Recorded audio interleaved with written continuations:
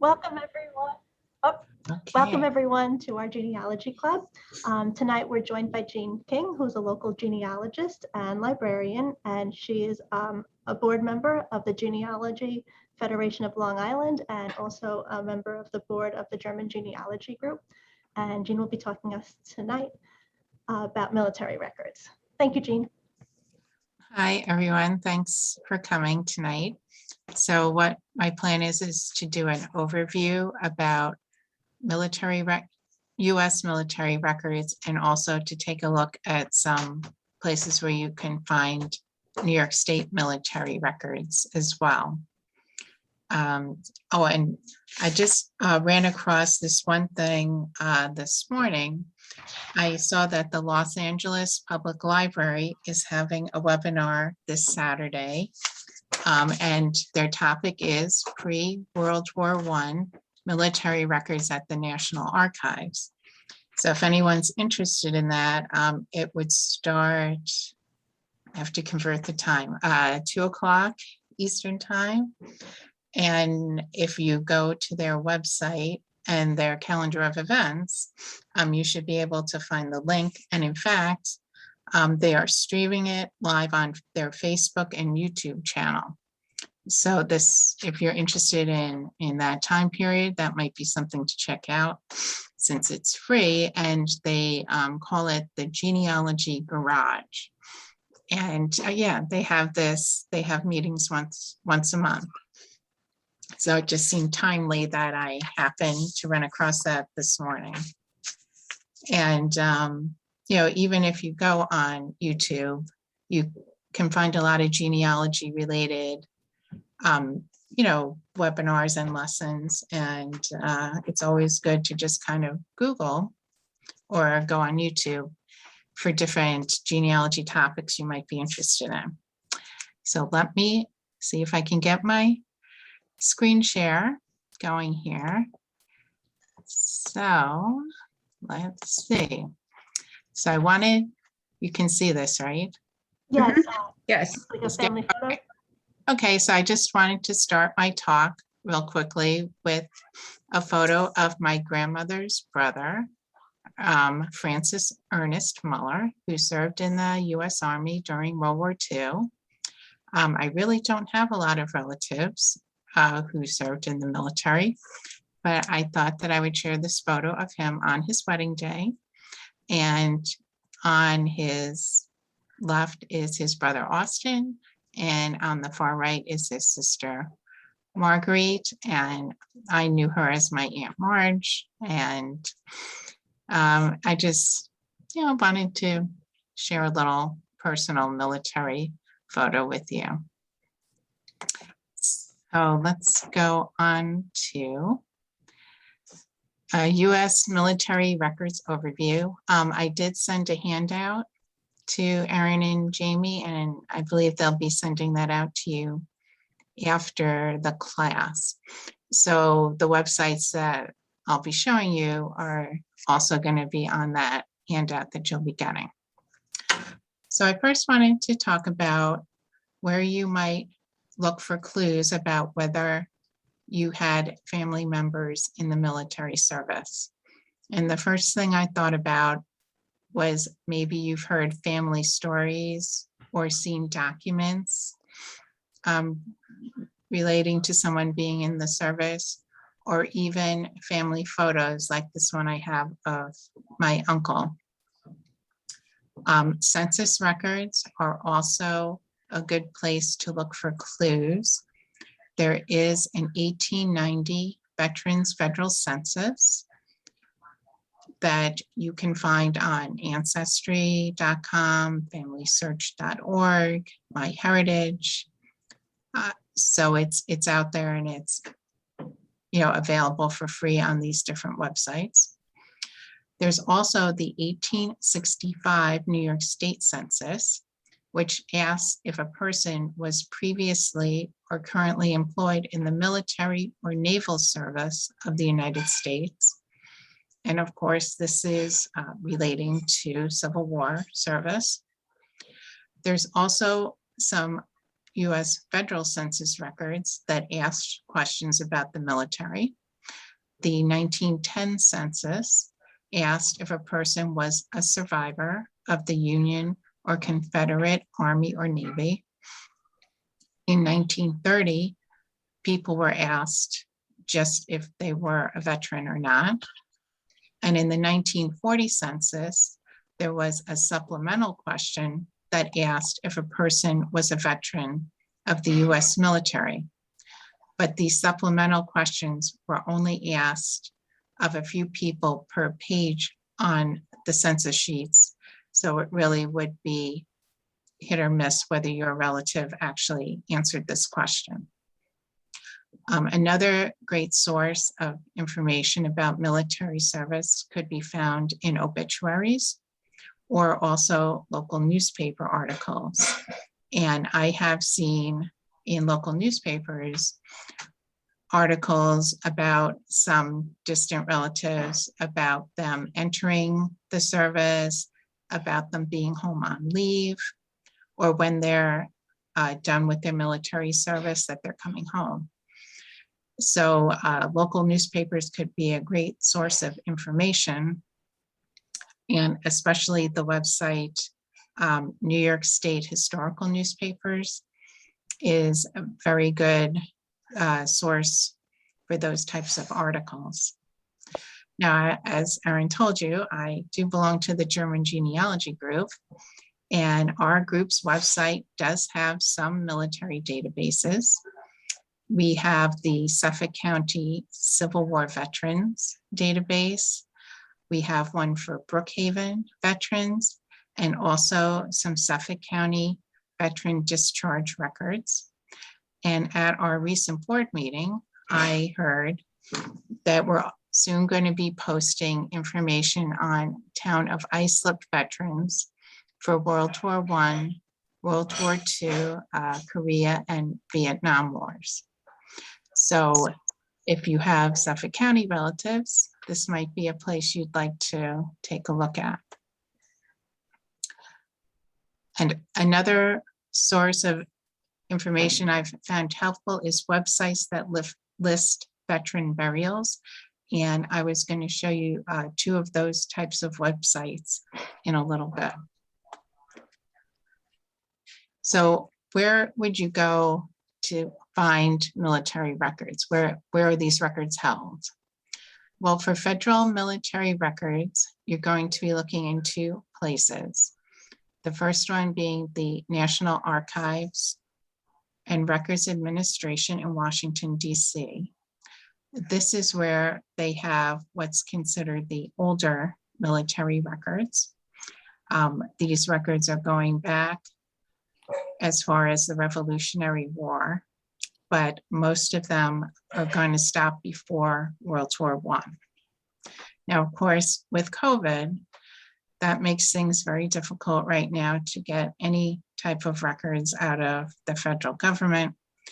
And the New York City NARA office is still closed. It's never reopened, and I don't know when they plan on reopening. So I don't even know if I would recommend putting in requests at this point because their offices still are not fully staffed.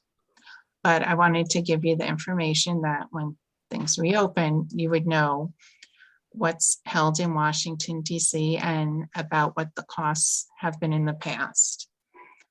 So if you were interested in requesting pension application files for the Civil War period or later, right now their fees are $80 for up to 100 pages, and then 70 cents for each additional page. Pre-Civil War pension files are $55. Pension document packets, which are much smaller, are costing $30, and they also hold bounty land warrant application files, which usually are relating to the Revolutionary War time period, and those are $30.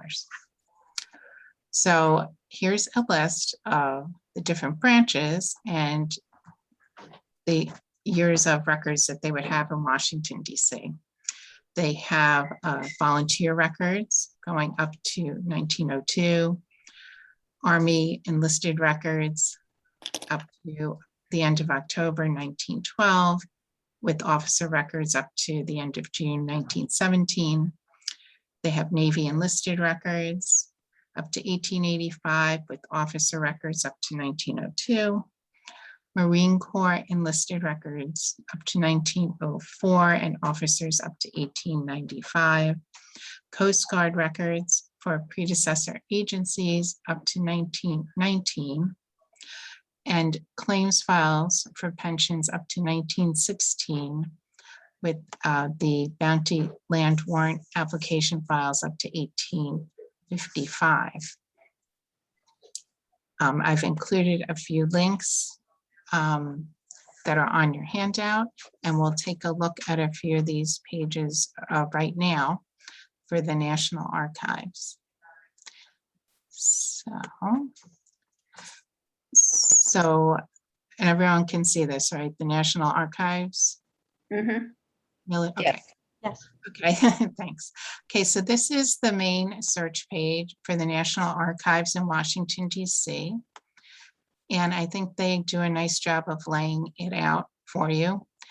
You can search by branch, or if you scroll down, you can see that they also have it organized by war or conflict. And if you click on one of the branches, it will show you,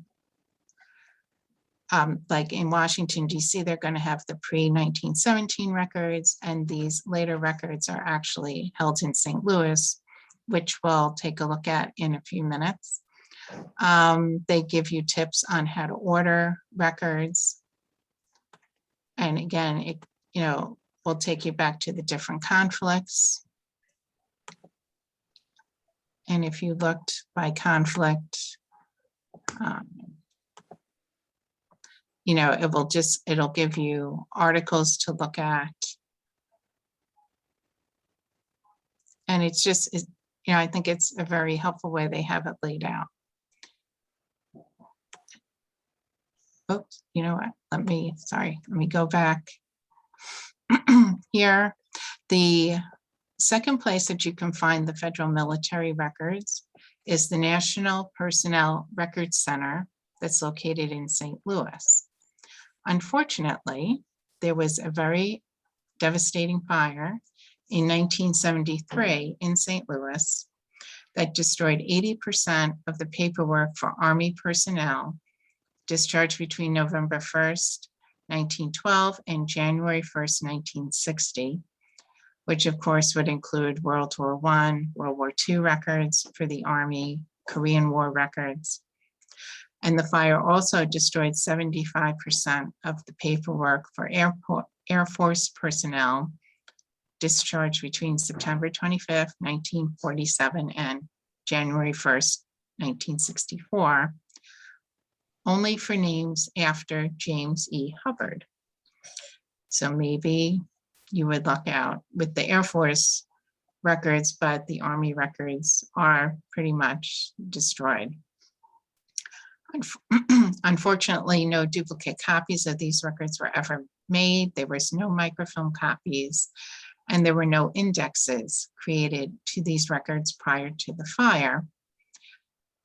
So they're even, not completely sure how much was actually destroyed. But if your ancestor, for example, was in the Army, and during this time period, you can still request copies of records for that person, because they will try to reconstruct their service based on some other documents that did survive, such as payroll records. And actually, I did do that for my aunt's husband, and they did send me some payroll records for him. He was in the Army during World War II.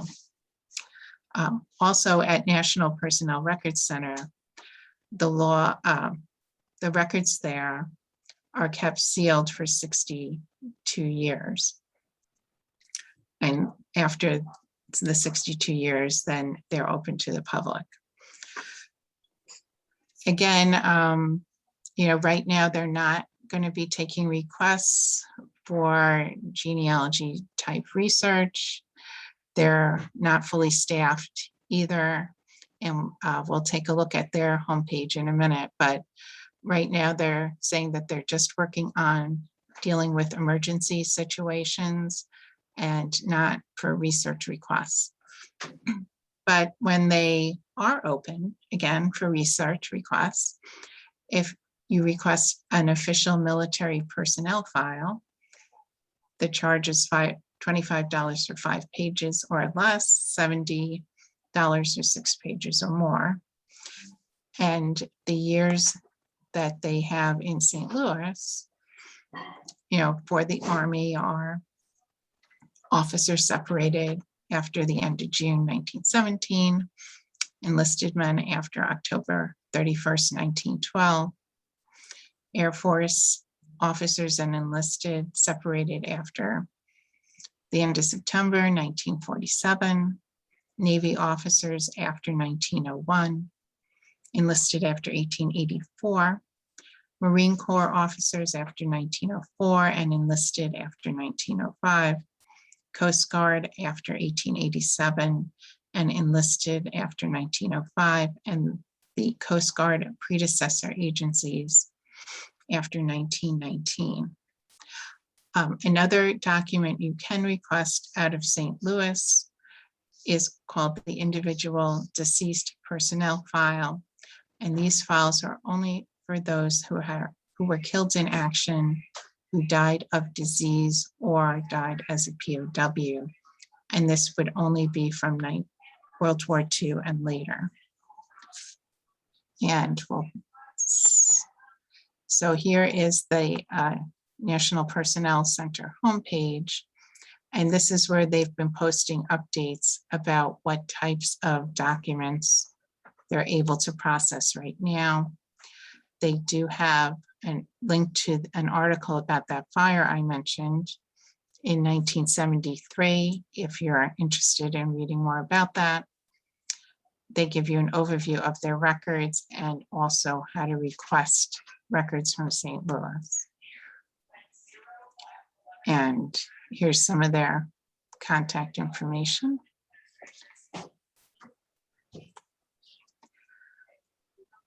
Then if your relative happened to be a merchant marine, those records are kept in an entirely different place.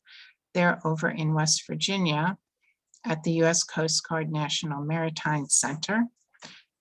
And we'll take a look at that. So this is their website. And I had clicked on this tab, Records Requests, and there's a form you can fill out here. And they do ask for a copy of a death certificate in submitting a request to them. Another website I ran across recently that I thought might be interesting is there's the Defense POWMIA Accounting Agency. And this site gives you information on what's going on in regards to searching for, those who are still missing.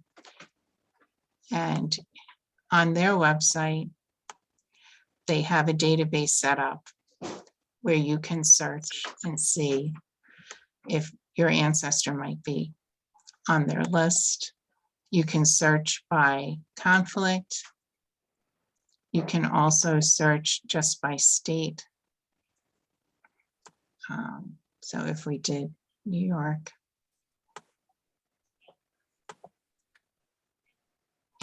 it would show you, all those from New York that are still considered missing.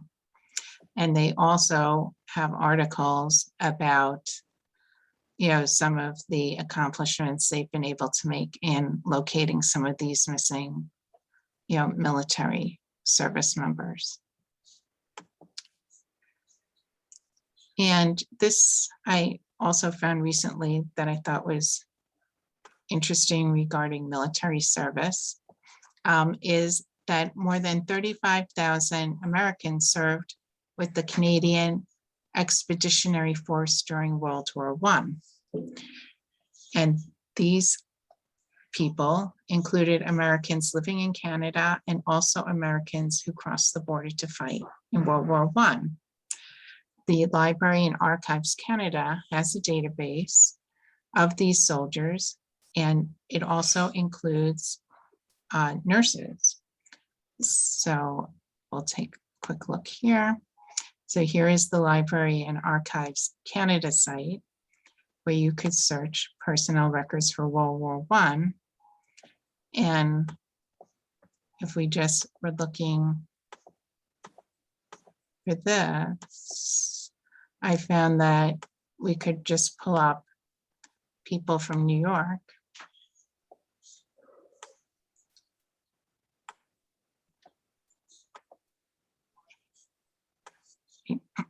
It takes a little bit of time, but there was like over 900 people who were born in New York that fought in this Canadian Expeditionary Force.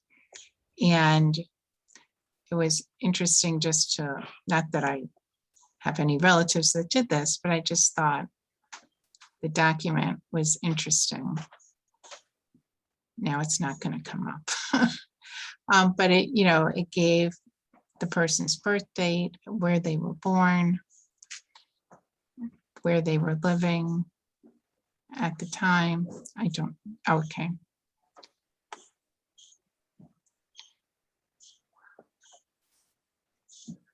Okay, so it shows you that they were born in Rye, New York, but they enlisted in Montreal. And you can download a copy of the paperwork also.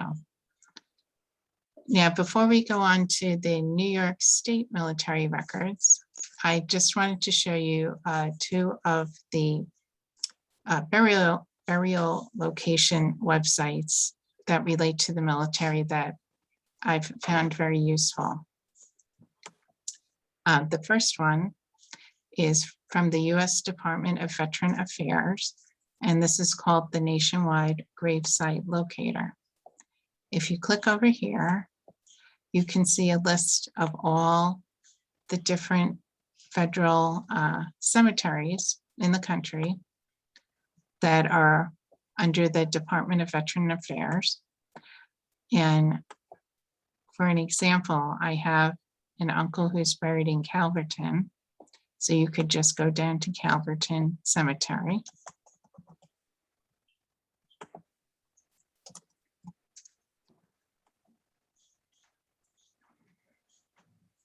Okay, so here's my uncle. So he served, it tells you his rank and branch that he served in World War II. Here's his birth date and death date. And it also gives you a map of the cemetery. Or it should. There we go. So it gives you a map of Calverton, and it has his burial location printed on the map.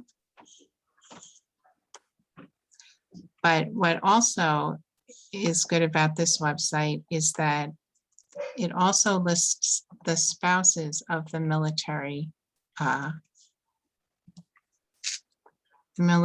and women who are buried here. And let's see if I spelled my aunt's name right. Okay, so here's my aunt. And you can see that in the file, it gives you the relationship that she's the wife of Oliver Coombs. So again, it may not be that all spouses are buried with their spouse at this cemetery, but it's something that you might want to check out. Then the other website is the American Battle Monuments Commission website.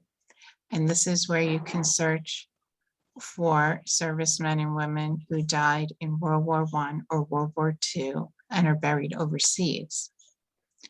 Okay, and they give you the list of all the cemeteries that are included in the site. And again, I don't have anybody buried here, but we can just do a quick search.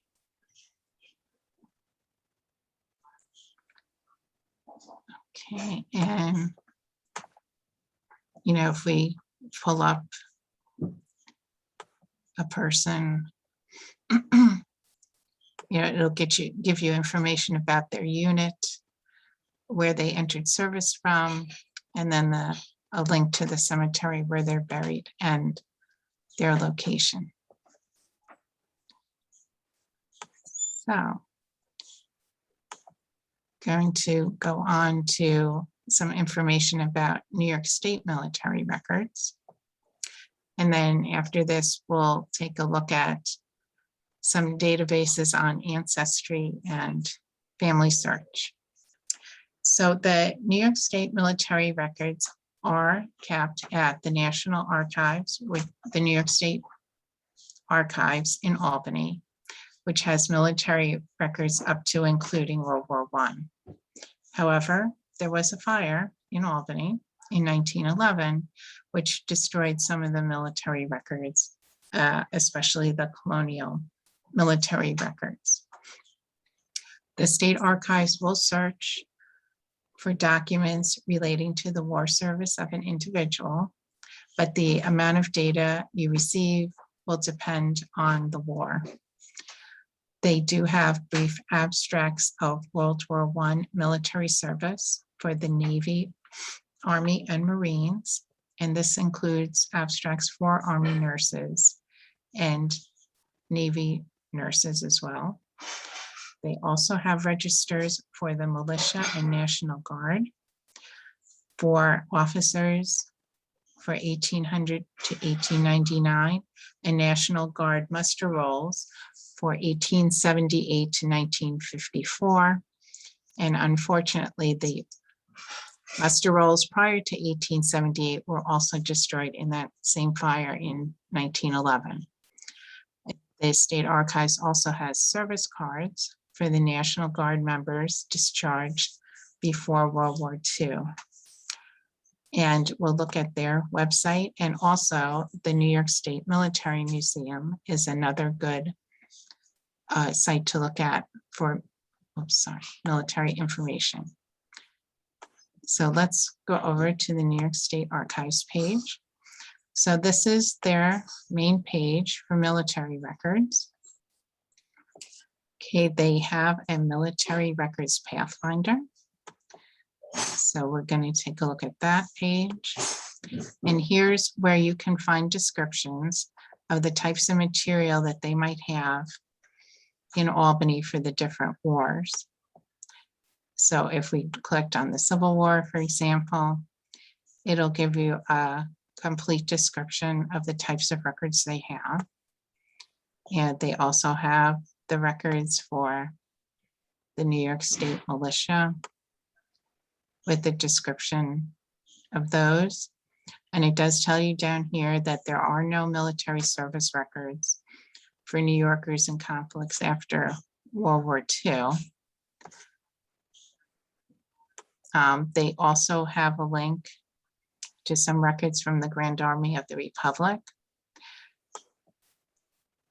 Here they explain what kind of access you would have to military records there, and a link to the request form you would fill out if you'd like them to send you some of those abstracts or search other information for you. And again, they spell out, exactly what they have and what they don't have. And down here, they give you the cost of requesting some of the documents. It could be $3 or $1, and how to request those records. And then they give you information to a few other websites. We also have the New York State Military Museum and Veterans Research Center. And this is up in Saratoga Springs. They do have a lot of information about unit histories and soldiers and sailors. They have a Veterans Oral History Project. They have links down here on the right to other websites that might be helpful. On the left, they have links to some of the regiments. They have the Medal of Honor recipients affiliated with New York. They also have this database of veteran burial locations. So it's definitely worth a look to see what they have. They also have some periodicals from the New York National Guardsmen. And here they have some of the unit histories, again, based on the war. You know, you could see what kind of information they have.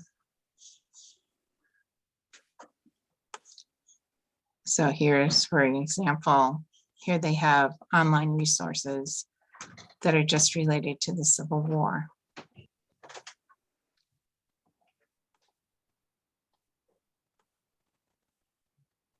Okay, so some of the databases, you know, online searching that you could do for military records would definitely be Ancestry.com Library Edition, FamilySearch.org, which is always free, and also Fold3.com and MyHeritage.com. And both of these would be free if you could get over to a Suffolk County library, or if you have a friend who has a Suffolk County library card, you can get remote access from home to these if you're a Suffolk County card holder. And I will show you Fold3.com towards the end of our presentation because I happen to have a Suffolk County library card. And I also wanted to mention that I saw today, and I guess this was mentioned a few days ago, that Ancestry.com is going to turn off the remote access from home for the Ancestry.com Library Edition. So starting with January 1st, you'll only be able to use it in the library. Sorry, they feel that, I guess they've been more than generous, giving them remote access since March of 2020. And so now basically they're gonna pull the plug on it, and you'll only be able to get it inside the library. So I created a kind of short list of some of the military records you could find on Ancestry.com. And basically what I did was create a list of database sets that were around 2 million records and up. There's a lot of smaller collections as well, but I wanted to highlight some of their bigger collections. So you can see that they have over 50 million images for World War II draft registration cards. Other large collections are their Marine Corps muster rolls, World War I and World War II draft registration cards. The Department of Military Affairs death file has over 14 million records. They have World War II Army enlistment records, World War II hospital admission card files, veteran grave sites, Civil War soldiers, Navy cruise books. They have the Civil War Pension Index and Civil War draft registration records and headstone applications for military veterans. They also have collections that are specific just to New York. And these include National Guard enlistment cards, World War I National Guard service cards, the pension claims by disabled Revolutionary War veterans, War of 1812 payroll abstracts. They have Spanish-American War records, World War II enlisted men cards, veteran burial cards, veteran home resident case files, and even sales of loyalist land. And I know on the Oceanside website under genealogy, you have a link there to sign on with Ancestry.com New York, which you can do from home. And that will just give you access to these New York State record collections, as well as any other New York State record collections that were put on Ancestry through the New York State Archives. So let's go over to Ancestry. Sorry, I have to use West Hempstead to log in, but at Oceanside, you would do the same thing. We're going to go down to genealogy. And right now, you can still sign on with your library card.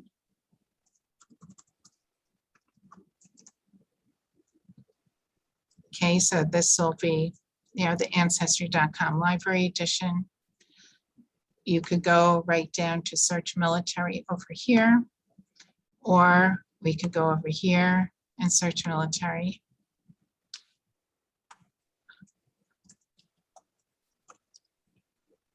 We'll take a look at a few samples of military records. Okay, here's a World War I draft registration card for one of my relatives. I don't know if any of you have seen these for your relatives, but it's pretty interesting. Besides, all the information on the left here about his business, who he works for, that he's a naturalized citizen, where he was born. On the right side, it also gives a physical description of the person. And on the bottom at the left side, you have the person's signature.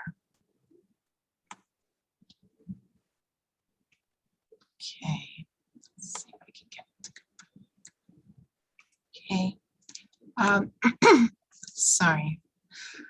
Okay, we also have some National Guard service records for my great uncle. We have a World War II Army enlistment record. This is from the death file for my uncle who served in the Army briefly. And if you find someone in this death file, what's interesting is it will give you not only their branch of service, but also their enlistment date and their discharge date.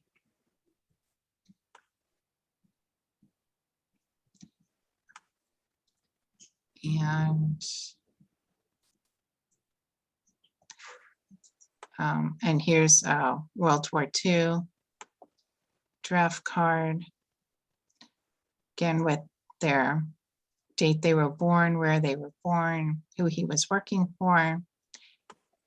And if you click the next page, again, you would get the physical description of the person, and it shows you the draft board where they registered. Okay, and on this particular card, it asks name and address of person who will always know your address, which I find interesting. And he happened to name his cousin.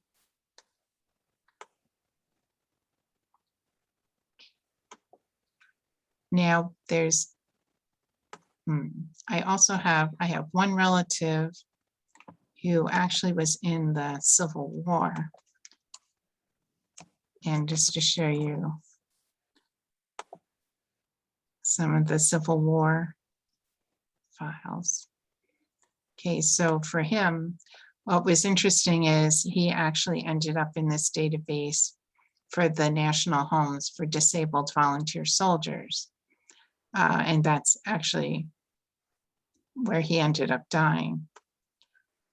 And then he also appears in the Navy and Marine Corps registries that they have, because he was an engineer in the Navy during the Civil War. He also appears in Navy Pension Index.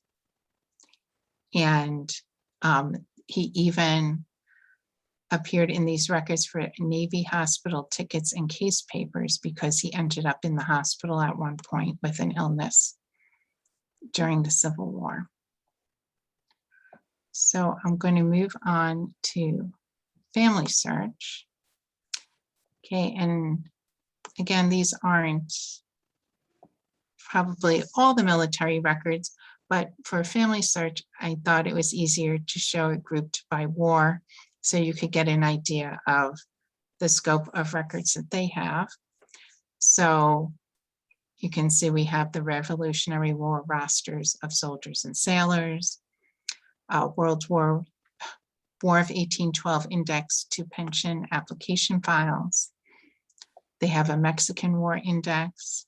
They have many databases on the Civil War with the Soldiers Index, widow certificates, records of Union soldiers, Confederate, Navy and Marine Service records, Civil War, Confederate applications for pardons even. And then they have these other collections with headstones of deceased Union veterans, correspondence of the pension office. They also have the World War I and World War II draft registration cards like Ancestry does. They have a headstone applications for veterans. And it's always good, even if the websites have the same collections, maybe you have trouble with the indexing on one website, you can always go to a second website and see if their indexing was done any differently. And you may find someone on the one website where you didn't find them on the other one. Now with FamilySearch, you're going to need to sign in order to view any of the records.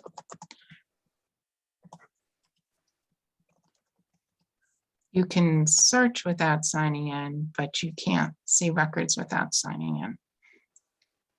And of course, it's a sorry, it's a free username and a free account you set up. And then under the search tab, if we go to records,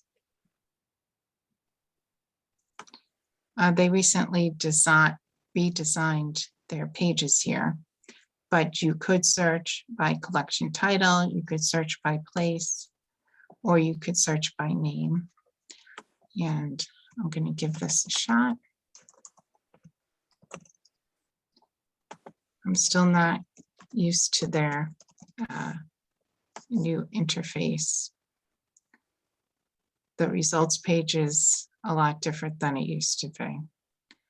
So if you go over to collections, over on the side here, it lets you limit it to the type of collection you're looking for. So you could limit it just to military records.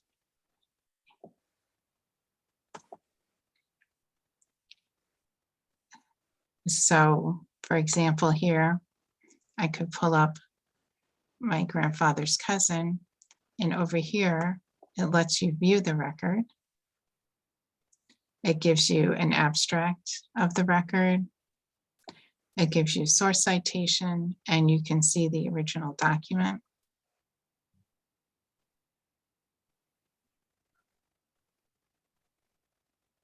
Okay, and here you can make it bigger. In fact, I just pulled up this card over on Ancestry. So you can see that they do overlap. Okay, and just like Ancestry, they will give you hints to similar records for the person that you just were looking at. And on Ancestry also, you can attach records to your family tree. And this was my grandfather's brother.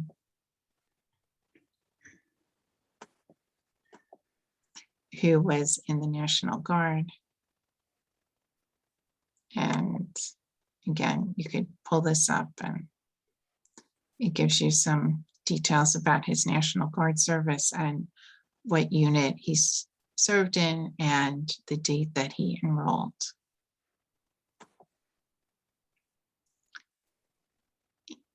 And finally, I'd like to show you fold3.com.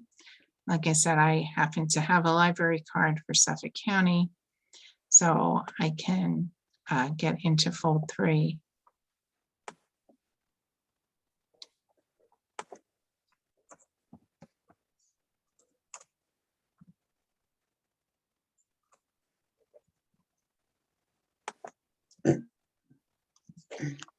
And Fold3, I know it used to run maybe I'm guessing $70 a year for a membership.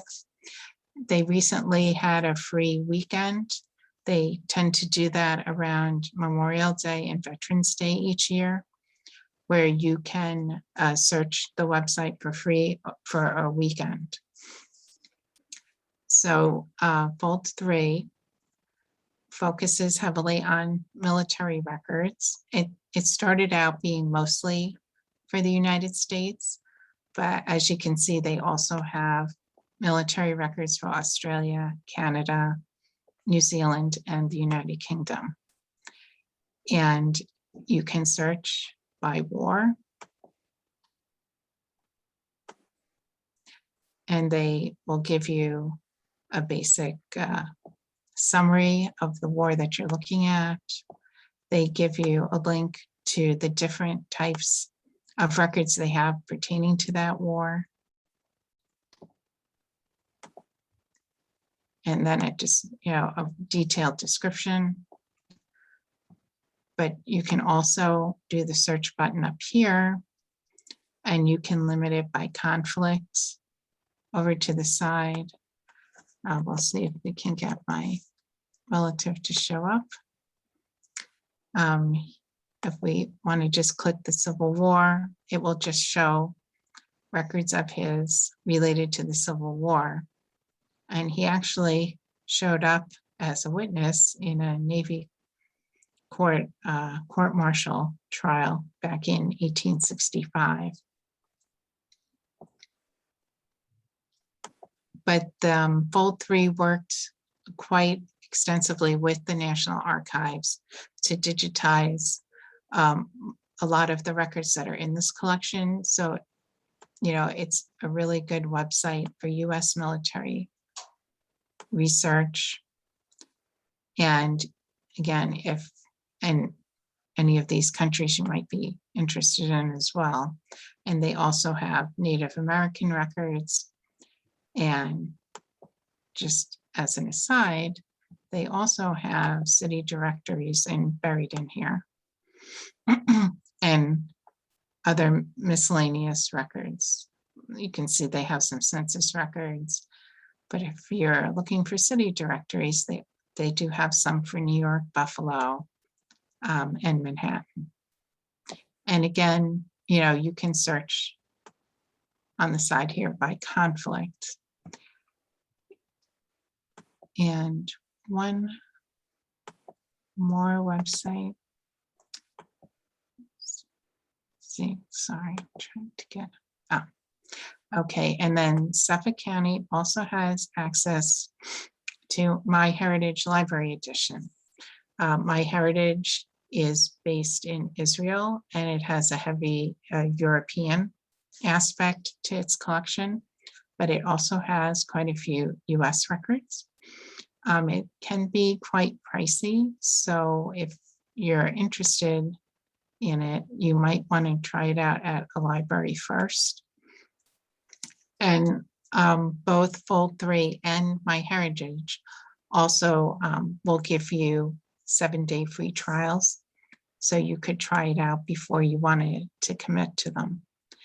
But MyHeritage does have military records over here. You can see down the side a few of their collections, but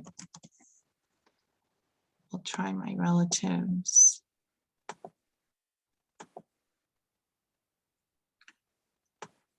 So again, you're going to see these World War I draft registration cards.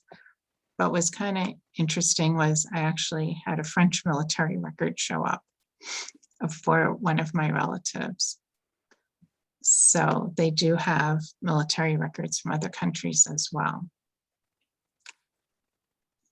So let me stop sharing for a minute. So that's kind of my quick summary here of military records.